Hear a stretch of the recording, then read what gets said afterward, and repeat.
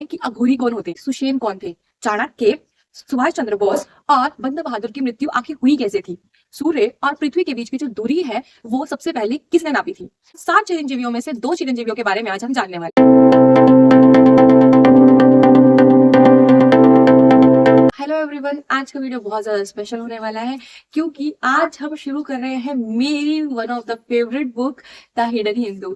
और ये बुक बहुत ज्यादा अच्छी है। तो आप इसे पढ़ने बैठोगे ना तो आपको लगेगा कि आज ही सारी बुक कंप्लीट कर लूं, क्योंकि इसके हर एक जैसे ही चैप्टर का एंड होगा ना उसमें एक ऐसा कुछ ना कुछ आ जाएगा कि आपको लगेगा कि यार नेक्स्ट चैप्टर एक बार पढ़ लेता हूँ। तो आज हम इसी बुक में से कुछ क्वेश्चंस को लेकर आए हैं आपके सामने। आई होप ये क्वेश्चंस आपको बहुत इंटरेस्टिंग लगेंगे और आपको कुछ नया जानने को मिलेगा। आई होप आज का वीडियो आपके लिए यूजफुल रहे। तो बिना देर के शुरू करते हैं फिर आज का ये वीडियो। सबसे पहला क्वेश्चन था कि अघोरी कौन होते हैं। नेपाल और भारत के हर गांव कस्बे में इनके बारे में बहुत सारी कहानियां प्रचलित है। सबसे पहले हम इसका इतिहास जानते हैं कि अघोरियों की शुरुआत आखिर हुई कहाँ से थी। अघोरियों के इतिहास के बारे में देखा जाए तो सबसे पहले अघोरियों के जो भविष्य की नींव रखी थी वो रखी थी कीमाराम ने। माना जाता है कि वो 150 साल तक जीवित रहे थे और 18वीं शताब्दी के अंतिम चरण में उनकी मृत्यु हो गई थी। अब जानते हैं कि वो कौन कौन से देवी देवताओं की पूजा करते हैं। अघोरियों का मानना है कि शिव सर्वशक्तिमान, सर्वभूत और सर्वज्ञ है। इनके अनुसार ब्रह्मांड में जो कुछ भी होता है वो सब शिव की इच्छा से ही होता है। देवी पूजा की बात करें तो ये देवी में काली देवी के उपासक होते हैं। अब बात करते हैं कि अघोरी देखने में कैसे होते हैं। उनके हाथ में एक खोपड़ी का कटोरा होता है जिसमें वो खाना खाते हैं और पानी पीते हैं। वे कभी भी अपने बालों को नहीं काटते हैं। वे बर्फ से ढके हुए पहाड़, गर्म रेगिस्तान और जंगली जानवरों के इलाकों में भी रहते हैं। उनके अनुसार कुछ भी अशुद्ध, विकृत या घिनौना नहीं होता है। उनके अनुसार जो विकृत कार्य करते हुए भी ईश्वर पर अपना ध्यान केंद्रित कर पाते हैं वे ईश्वर से एक रूप हो जाते हैं। वे शमशान घाट को अपना मंदिर मानते हैं। या तो वे मृत लोगों के कपड़े पहनते हैं या फिर वो कपड़ों का त्याग कर देते हैं। सच्चे अघोरी बहुत भोले होते हैं, दयालु होते हैं और हमेशा मिलने पर आपको आशीर्वाद देते हैं। वे अपना अधिकतर समय ध्यान करने में, ओम नमः शिवाय मंत्र का जाप करने में निकालते हैं। वे अंतिम संस्कार की हुई चिता पर भोजन पकाते हैं और उसको ही खाते हैं। अघोरियों का सिद्धांत होता है कि वो कभी किसी से घृणा नहीं करते हैं। उनका मानना है कि जो घृणा करता है वो कभी साधना नहीं कर सकता और जो साधना नहीं कर सकता वो मोक्ष की प्राप्ति भी नहीं कर सकता है। इसलिए वो कभी किसी से घृणा नहीं करते। अघोरियों का मानना ये होता है कि जब एक नवजात बच्चा होता है ना वो एक अघोरी ही होता है, क्योंकि छोटा बच्चा अपने मल, गंदगी या खिलौनों में अंतर नहीं कर पाता है। उसके लिए वो सब चीजें समान होती हैं। जैसे जैसे वो बड़ा होता है उसके घर वालों द्वारा उसे समझाया जाता है कि ये अच्छा है ये बुरा है, तब जाकर वो वैसी प्रतिक्रिया करता है। इसलिए जब तक उसे किसी चीज की कोई समझ नहीं होती वो सब चीजों को एक जैसा देखता है तो उसे ईश्वर कहा जाता है। और अघोरी सेम ऐसा ही करते हैं। वो किसी चीज में कोई फर्क नहीं करते। उनके लिए गंदा, बुरा या घिनौना जैसा कोई शब्द नहीं होता। उनके लिए सब कुछ समान होता है और इसीलिए वो सब कुछ समान मानकर ही ईश्वर की साधना और उपासना करते हैं। आई होप आपको आंसर मिल गया होगा कि अघोरी कौन होते हैं। वैसे तो इनके बारे में और भी बहुत सारी बातें प्रचलित है, लेकिन मैंने आपके साथ वही बात शेयर करी है जो कि हर एक इंसान को पता होनी चाहिए अघोरियों के बारे में। अब आते हैं नेक्स्ट क्वेश्चन पे कि सुषेण वैद्य कौन थे। सुषेण वैद्य के बारे में हम सब लोग जानते हैं, लेकिन हम उनका नाम श्री राम और लक्ष्मण भगवान जी से जोड़कर अच्छे से समझ पाते हैं। भगवान श्री राम और लक्ष्मण जी का जब लंका में युद्ध चल रहा था तो मेघनाद के द्वारा जब लक्ष्मण जी को मूर्छित कर दिया गया था तब सुषेण वैद्य ही थे जिन्होंने संजीवनी बूटी लाने का सुझाव दिया था। और सुषेण वैद्य के द्वारा बताई गई संजीवनी बूटी को जब हनुमान जी समझ नहीं पा रहे थे तो वो पूरा पर्वत ही उठा के ले आए थे ताकि सुषेण वैद्य खुद संजीवनी बूटी का चयन कर सके। और सुषेण वैद्य ने संजीवनी बूटी का चयन करके लक्ष्मण जी को वापस जीवित कर दिया था। इस तरह से सुषेण वैद्य रामायण में स्पष्ट रूप से देखे जा सकते हैं, लेकिन इनकी मृत्यु के बारे में किसी भी तरह का कोई प्रमाण उपलब्ध नहीं है। ऐसा माना जाता है कि सुषेण वैद्य कभी मरे ही नहीं थे। इसी तरह से सुभाष चंद्र बोस, चाणक्य के बारे में भी यही कहा जाता है। सुभाष चंद्र बोस कौन थे और क्या सच में उनकी मृत्यु विमान दुर्घटना में हुई भी थी? चलिए ढूंढते हैं फिर इसी क्वेश्चन का आंसर। सुभाष चंद्र बोस का जन्म 23 जनवरी 1897 में हुआ था। वे एक भारतीय राष्ट्रवादी थे जिनकी अवज्ञा आंदोलन में देशभक्ति ने उन्हें भारत का नायक बना दिया था। लेकिन दूसरे विश्व युद्ध के दौरान भारत को अंग्रेजों की हुकूमत से आजाद कराने के प्रयास में उन्होंने नाजी जर्मनी और साम्राज्यवादी जापान से सहायता ली थी। माननीय नेताजी 1920 और 1930 के दशक में इंडियन नेशनल कांग्रेस के नेता थे और वे 1938 और 1939 में कांग्रेस के अध्यक्ष बने। लेकिन महात्मा गांधी और कांग्रेस के उच्च अधिकारियों से मतभेद के कारण उन्हें कांग्रेस के नेतृत्व से निष्कासित कर दिया गया और सन 1940 में भारत से बाहर जाने के पहले उन्होंने अंग्रेजों द्वारा घर पर नजरबंद रखा गया था। माना जाता है कि सुभाष चंद्र बोस की मृत्यु 1945 में ताइहोकू फार्मोसा में, जिसे अब ताइपेई ताइवान कहा जाता है, एक विमान दुर्घटना में हुई थी। लेकिन कई बुद्धिजीवियों की राय में सुभाष चंद्र बोस की मृत्यु 3rd डिग्री बर्नर्स के कारण हुई थी। लेकिन उनके कई समर्थकों ने विशेष रूप से बंगाल में उनकी मृत्यु के तथ्य और परिस्थितियों को मानने से इनकार कर दिया था। बोस के जीवित होने की कथाएं 1945 से ही काफी प्रचलित हो गई थी, जब उन्हें दिल्ली में देखा गया था और माना जाता है कि उन्हें लाल किले में मारा गया था। लेकिन 15 साल बाद 1960 में पेरिस में ली गई तस्वीर में भी वो देखे जा सकते हैं। 27 मई को सुभाष चंद्र बोस को भारत के पहले प्रधानमंत्री जवाहरलाल नेहरू के अंतिम संस्कार के समय भी देखा गया था और सन 1977 में एक बार फिर वह दावा किया जाता है कि वे मध्य प्रदेश के शिवपुरम में एक संत का जीवन व्यतीत कर रहे थे और उनकी मृत्यु हो गई और वहीं पर उनका संस्कार कर दिया गया। जब 1945 में उनकी मृत्यु हो गई थी तो फिर वो 1945 में ही दिल्ली में कैसे देखे गए, जबकि मृत्यु तो ताइवान में हुई थी। फिर उन्हें 1960 में फ्रांस में देखा गया था। उसके बाद 1964 में उन्हें फिर देखा गया जब जवाहरलाल नेहरू जी की मृत्यु हुई थी, उस समय पर भी। उसके बाद 1977 में फिर उन्हें मध्य प्रदेश में देखा गया एक संत के रूप में जीवन व्यतीत करते हुए। जब उनकी मृत्यु 1945 में हो चुकी थी तो उन्हें इतनी बार कैसे देखा जा सकता है?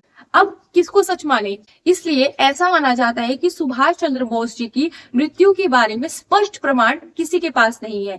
जैसे सुषेण वैद्य की मृत्यु के स्पष्ट प्रमाण नहीं है, same as it is Subhash Chandra Bose ji की मृत्यु के भी एग्जैक्ट प्रमाण किसी के पास नहीं है। अब हम जानते हैं कि चाणक्य कौन थे और उनकी मृत्यु कैसे हुई थी। माना जाता है कि चाणक्य का जन्म 350 ईसा पूर्व में हुआ था, लेकिन यह एक विवाद का विषय है। उनके जन्म के बारे में बहुत सारी कहानियां प्रचलित हैं। बौद्ध ग्रंथों के अनुसार उनका जन्म तक्षशिला में हुआ था। जैन शास्त्रों के अनुसार उन्हें एक द्रमिला कहा जाता है, जिसका अर्थ है कि वे दक्षिण मूल के निवासी थे। एक और जैन मान्यता के अनुसार चाणक्य का जन्म गोला क्षेत्र के चनक गांव में एक ब्राह्मण चनीन और उसकी पत्नी चनीश्वरी के यहाँ हुआ था। अन्य सूत्रों का मानना है कि उनके पिता का नाम चनक है। कोई तो उनके पिता का नाम चनीन मानता है और कोई उनके पिता का नाम चनक मानता है और चाणक्य का नाम उनके पिता के नाम से ही लिया गया था। कुछ सूत्रों के अनुसार चाणक्य उत्तर भारत के रहने वाले ब्राह्मण थे। वे वेदों के ब्राह्मण और विष्णु भगवान के भक्त थे। जैन कथनों के अनुसार उन्होंने अपना वृद्धावस्था में जैन धर्म अपनाया था, चंद्रगुप्त मौर्य की तरह। चाणक्य एक भारतीय शिक्षक, दार्शनिक, अर्थशास्त्री, न्यायज्ञ और राजकीय सलाहकार थे। उन्हें पारंपरिक रूप से कौटिल्य या विष्णुगुप्त के नाम से जाना जाता है, जिन्होंने प्राचीन भारतीय राजनीति ग्रंथ अर्थशास्त्र लिखा है। उन्हें भारत के राजनीति विज्ञान और अर्थशास्त्र का जनक माना जाता है और उनके काम का शास्त्रीय अर्थशास्त्र का प्रणेता माना जाता है। उनके काम साम्राज्य के आखिरी समय में विलुप्त हो गए थे और वर्ष 1915 तक दोबारा नहीं खोजे गए थे। प्रारंभ में तक्षशिला विश्वविद्यालय के वो शिक्षक भी रहे थे। चाणक्य ने प्रथम मौर्य साम्राज्य चंद्रगुप्त मौर्य की सत्ता में आने की सहायता की थी। मौर्य साम्राज्य की स्थापना में महत्वपूर्ण भूमिका निभाने के लिए उन्हें व्यापक रूप से श्रेय दिया जाता है। चाणक्य ने दोनों सम्राट चंद्रगुप्त और उनके पुत्र बिंदुसार की प्रमुख सलाहकार के रूप में सेवा की थी। एक किंवदंती के अनुसार चाणक्य ने वानप्रस्थ गमन कर लिया था, जहां उनकी मृत्यु अनाहार के कारण हुई थी। हेमचंद्र द्वारा लिखी गई एक कथा के अनुसार चाणक्य की मृत्यु बिंदुसार के एक मंत्री सुबंधु के षड्यंत्र द्वारा की गई थी। चाणक्य की मृत्यु का कोई निश्चित उल्लेख नहीं है। अब आप समझ गए होंगे कि चाणक्य की भी मृत्यु का कोई स्पष्ट प्रमाण हमारे सामने नहीं है। बात करते हैं कि बंदा बहादुर कौन थे और उनकी मृत्यु कैसे हुई थी। बंदा बहादुर का जन्म 1670 में लक्ष्मण देव नाम से हुआ था और बाद में वे सिख सेनापति बन गए थे। 15 वर्ष की उम्र में उन्होंने संत बनने के लिए घर छोड़ दिया था और उन्हें माधोदास नाम दिया गया था। उन्होंने गोदावरी नदी के तट पर नांदेड़ में एक मठ की स्थापना की थी। सन 1708 में गुरु गोविंद सिंह से उनकी भेंट हुई थी।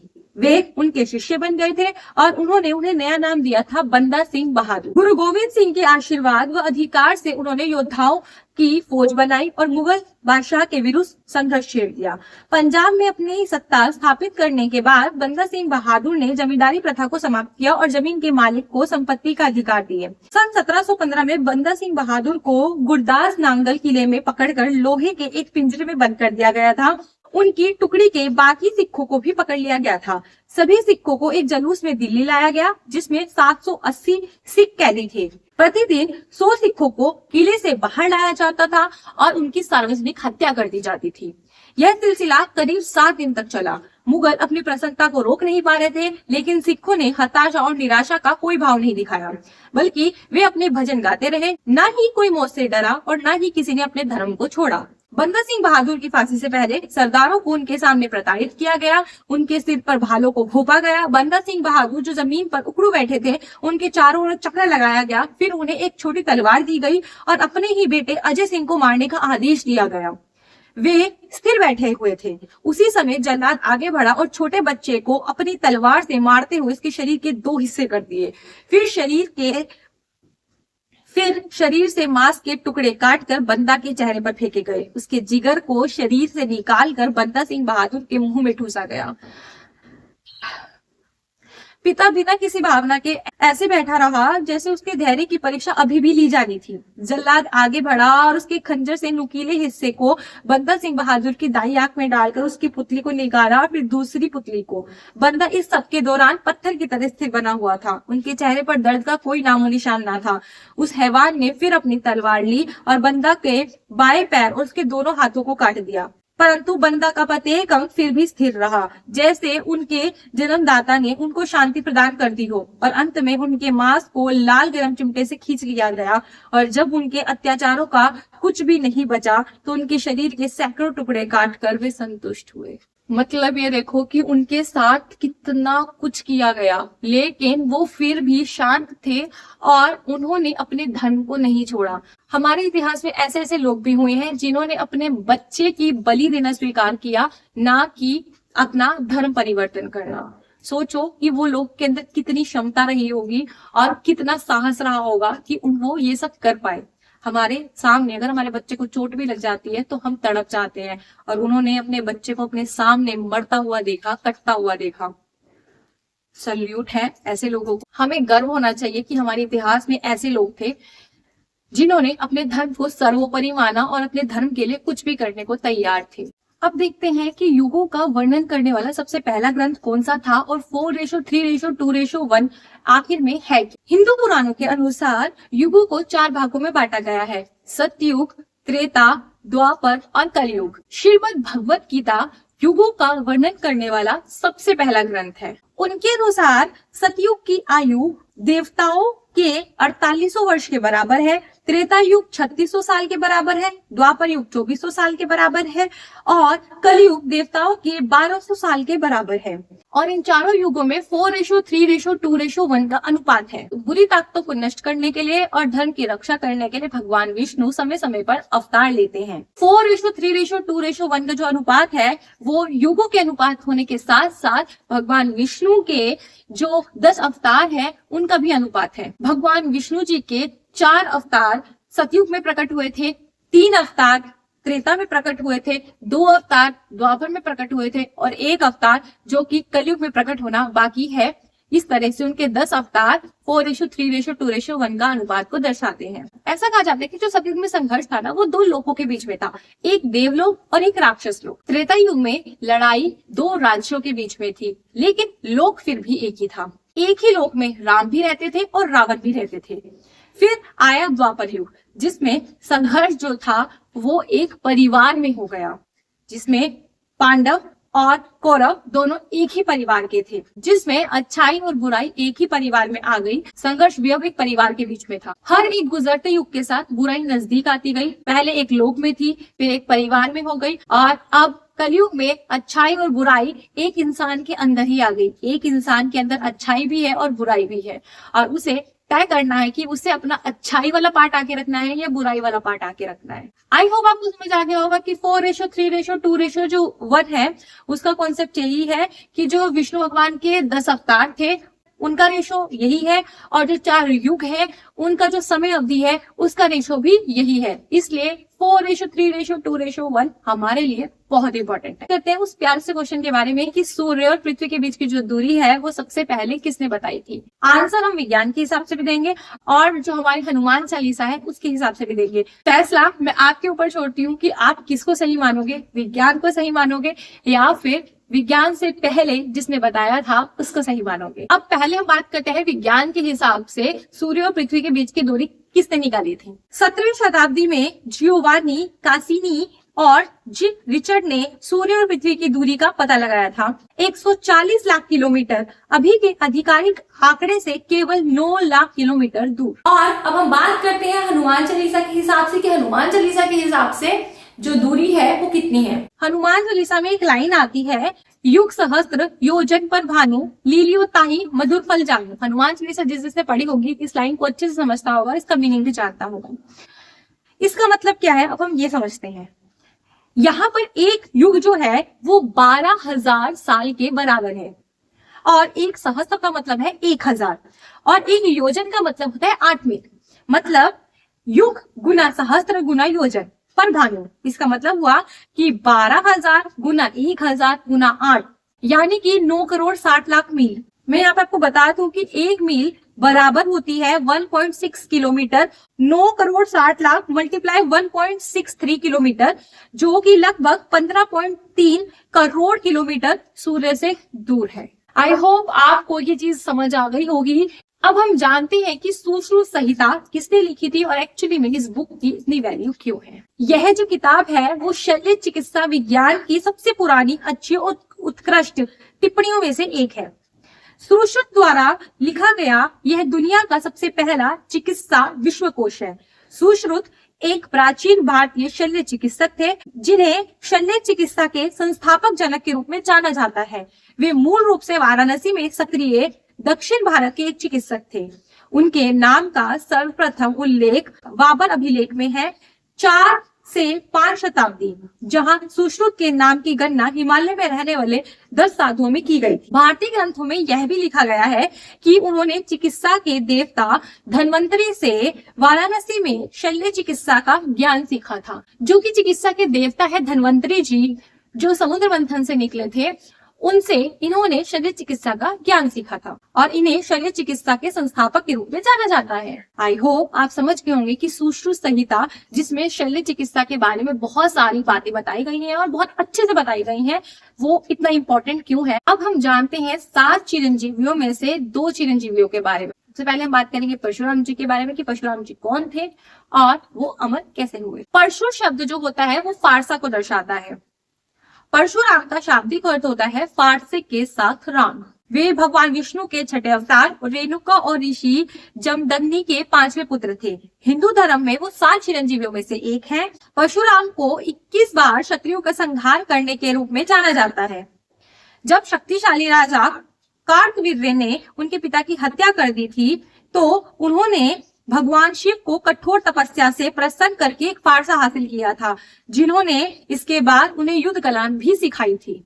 उनकी परम भक्ति, तीव्र इच्छा और निरंतर ध्यान से प्रसन्न हो भगवान शिव ने श्री भार्गव राम, उनका असली नाम, को दिव्य अस्त्रों से पुरस्कृत किया था, जिसमें नष्ट न होने वाला अजय परशु शामिल था। इससे उनका नाम परशुराम पड़ा। जब भगवान शिव ने परशुराम को आदेश दिया कि पृथ्वी को दुराचारी, राक्षसों और अहंकारियों से मुक्त करे, तो परशुराम विष्णु के अन्य अवतार श्री राम और कृष्ण को देखने के लिए काफी समय तक जीवित रहे। परशुराम के पास देवताओं के राजा इंद्र द्वारा दिया गया भगवान शिव का विजय धनुष भी था। परशुराम ने रामायण और महाभारत में भीष्म, कर्ण और द्रोण के गुरु के रूप में महत्वपूर्ण भूमिका निभाई है। परशुराम हर युग में प्रकट हुए हैं और वे अमर हैं। आई होप आपको समझ आ गया होगा कि परशुराम कौन थे और वो अमर कैसे थे। अब हम देखते हैं अश्वत्थामा के बारे में कि अश्वत्थामा जो दूसरे चिरंजीवियों में काउंट होते हैं वो कौन थे। भगवान शिव जैसे पराक्रमी पुत्र की प्राप्ति के लिए द्रोणाचार्य ने कई वर्षों तक शिव की तपस्या की थी। ये द्रोणाचार्य वही महाभारत वाले जो पांडवों और कौरवों के गुरु हैं, वही द्रोणाचार्य हैं। तो इन्होंने शिव की तपस्या की थी और जिससे उन्हें द्रोणी यानी कि अश्वत्थामा की प्राप्ति हुई। अश्वत्थामा के पास भगवान शिव की जैसी वीरता थी। अश्वत्थामा एक शक्तिशाली योद्धा था जिसने कौरवों की ओर से पांडवों के विरुद्ध लड़ाई लड़ी थी। युद्ध के दौरान अश्वत्थामा और उनके मामा कृपाचार्य ही जीवित बचे थे।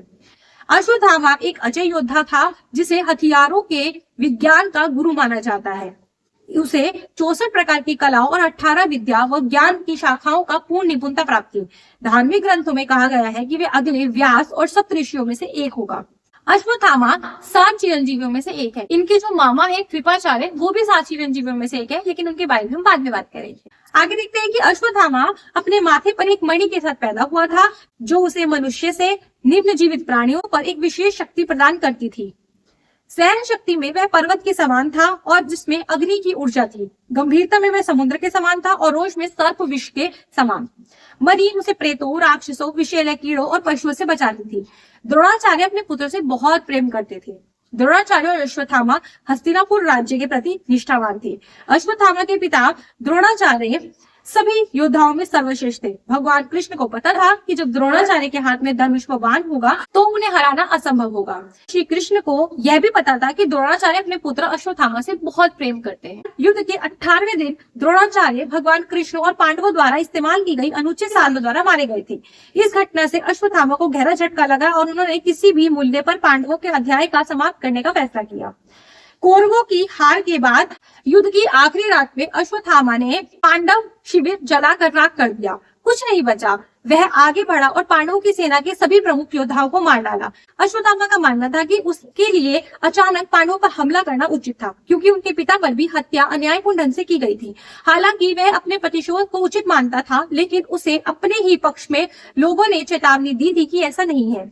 जब पांडव रात के बाद भगवान कृष्ण के साथ शिविर में लौटे तो अश्वत्थामा के इस कृत्य पर क्रोधित भगवान श्री कृष्ण ने अश्वत्थामा को कलयुग के अंत तक अमरता और मृत जीवन का शाप दिया। अश्वत्थामा मस्तक पर मणि को यह कहते हुए ले लिया गया कि यह घाव कभी नहीं भरेगा। कहा जाता है कि 5000 वर्षीय व्यक्ति भारत के उत्तर प्रदेश राज्य के कुछ मंदिरों में रहते हुए पाया गया है। द्वापर युग में जब सबका अंत हो गया था, कौरव पांडव सब खत्म हो गए थे, तो अश्वत्थामा अमरता के कारण जीवित रहे।